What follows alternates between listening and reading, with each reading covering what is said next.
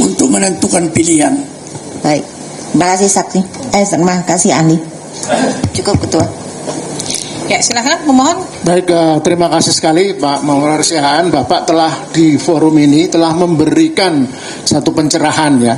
Saya membayangkan ketika saya kuliah dulu semester 1, ini adalah satu kuliah politik 101, 2 SKS. Bagaimana memahami konstitusi antara hak rakyat dengan fungsi negara. Nah, ada 3 pertanyaan saya nanti ya. Dan sedikit komentar pertanyaan-pertanyaan kawan-kawan dari UGM menurut saya itu sangat basic sekali ya. Teman-teman di UGM menanyakan sesuatu yang obvious, yang sudah jelas karena pengantar dari Pak Maurara tadi sudah sangat jelas. Dan misalnya gini, asumsi dari teman-teman UGM itu menganggap Jokowi itu rakyat biasa sehingga harus ditutup. Padahal kan jelas uraian Pak Maurara, Jokowi itu pejabat publik yang gugur semua ketentuan perlindungan pribadinya karena dia pejabat publik. Oke, pertanyaan pertama saya. Majelis, ini kan menghadirkan ahli. Dengan keterangan ahli ini kita tidak spesifik membahas suatu perkara karena itu melanggar dari hukum acara. Jadi tidak ada kami membahas nama tertentu, tetapi hanya perandaian saja. Mohon bisa ditertibkan terkait dengan tanya jawab ini agar tidak spesifik masuk dalam perkara. Terima kasih.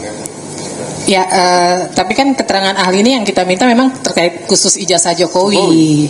Jadi kalau kita bicara secara umum, masyarakat umum, ya informasinya dikecualikan, kita nggak akan bahas. Tapi karena beliau adalah mantan presiden yang kebetulan informasinya diminta, maka kita menghadirkan ahli memang karena secara spesifik. Ya, betul. Dengan posisi beliau. Ahli dihadirkan di dalam persidangan untuk memberikan keterangan secara umum menurut keahliannya. Ya, betul. Artinya bukan terkait dengan fakta-fakta orang atau nama, tetapi adalah keahliannya di bidang hukum tersebut. Demikian. Terima kasih. Jadi tidak pejabat publik ya, kita menyebutnya pejabat publik ya. Enggak, sebenarnya saya jelas ya. Jadi mempresentasikan apakah Jokowi itu rakyat biasa atau pejabat publik ya. Udah, nggak usah kita lanjutkan soal itu.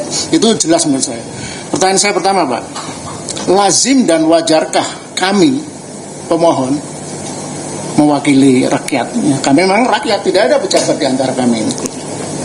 Harus memohon-mohon, harus menghibah-hibah kepada UGM atau kepada polisi, kepada KPU agar bisa memberikan salinan ijazah. Pertanyaan pertama. Seperti yang sekarang kita sidang keempat KPI ini, dan kami belum mendapatkan itu semua karena kalaupun yang kami dapatkan disensor. Pertanyaan kedua, tadi penjelasan dari Pak Maurara Sihaan, seharusnya semuanya terbuka dan tidak ada yang dikecualikan kalau menyangkut orang yang ada di jabatan publik. Bahkan setahu saya memang termasuk kekayaan karena kan ada LKHPN harus disampaikan, termasuk kesehatan. Ketika orang mencalonkan ingin jadi presiden kan kita perlu tahu, tadi Bapak saya garis bawahi, harus tahu apakah dia menderita kanker stadium 4 atau tidak.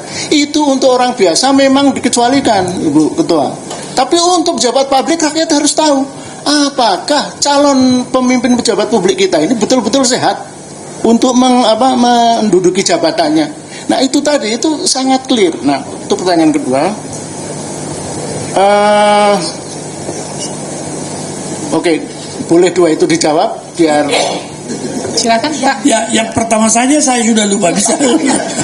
Karena Oke, saya ulangi. Satu-satu aja, satu-satu. Ya, pertanyaannya gini aja Pak. Saya ingin pendek-pendek saja. Lazimkah sidang ini misalnya hanya untuk sesuatu yang jelas? Kami rakyat pemohon ingin mendapatkan salinan ijazah dan dokumen-dokumen yang bersifat perlu diketahui rakyat sampai harus disidangkan ini. saya kira nggak lazim lah, itu biasa saja. Saya kira kalau orang memiliki satu kepentingan umum saja, perguruan tinggi boleh membuka itu ijazah kalau saya ya. Tapi data-data yang lain ya boleh ditutup misalnya. Tetapi kalau dia lulusan Universitas Gadjah Mada atau tidak, itu ya, ini dia paham gitu. Seharusnya begitu menurut saya. Ya. Karena dia akan melindungi kepentingan publik juga kalau ada yang mengaku dia memiliki ijazah UGM tetapi tidak benar. Ya. Pertanyaan kedua, kami sampai saat ini sidang kelima kepada UGM meminta 20 dokumen sebenarnya.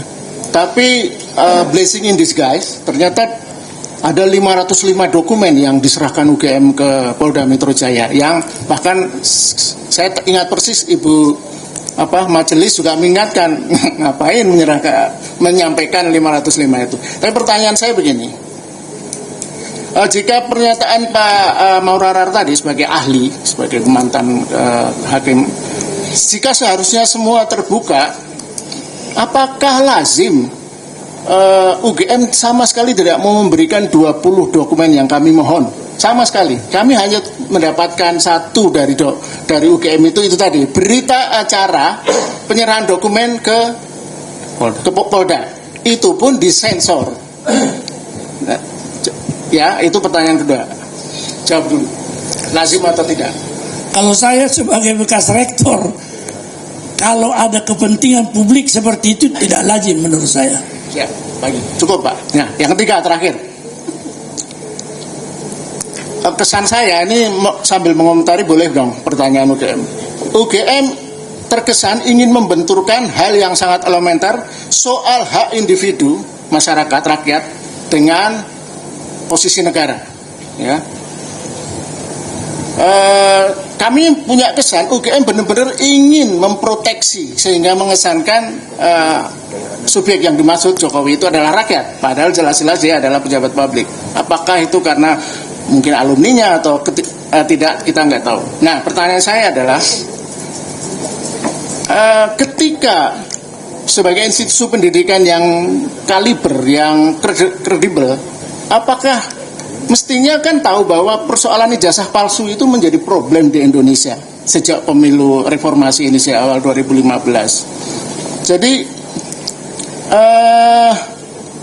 apakah mestinya UGM sebagai perguruan tinggi itu membantu rakyat Indonesia, kalau orientasinya rakyat, untuk memperjelas ini ketika supposedly salah satu alumninya sedang dipertanyakan oleh rakyat soal otentitas ijazahnya. Terima kasih. Ya, dari sudut kepentingan lembaganya sendiri, ya harus wajib sebenarnya. Tapi juga saya singkat saja, mudah-mudahan dari pihak universitas memperhatikan perkembangan baru di dalam KUH pidana yang memberikan pemberatan terhadap apa yang menjadi masalah pemberian pengeluaran ijazah palsu itu kalau ada keterlibatan dari lembaga. Ini barangkali diperhatikan pasal 272 KUHP yang baru. Itu merupakan perkembangan terbaru dari apa yang terjadi dalam KUHP lama. Saya kurang tahu apakah DPR ketika berbicara dan menghasilkan norma yang khusus ini telah berbicara tentang apa yang kita bicarakan ini, sehingga muncul suatu kepentingan ini. Ini barangkali suatu seruan saja, karena kita tentu sangat mencintai lembaga UGM itu yang sejak proklamasi 3 universitas atau 3 universitas merupakan modal dalam pembangunan intelektual Indonesia. Ada lagi? Ya, silakan.